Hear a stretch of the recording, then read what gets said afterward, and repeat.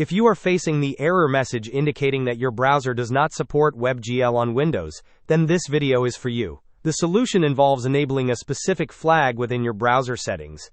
This process is quite straightforward, especially since popular browsers like Microsoft Edge and Google Chrome are based on the Chromium engine. First, open your browser and in the address bar type the following: edge://flags, then press enter. This will take you to the browser's experimental features page. On this page, you will find a search bar. In this search bar, type WebGL. You should see an option related to WebGL. Locate the setting for WebGL and ensure it is set to enabled. If you are using Google Chrome, the procedure is identical. You will simply type Chrome://flags in the address bar, instead of edge://flags. After changing the setting to enabled, you must restart your browser for the changes to take effect. Click on the restart button provided.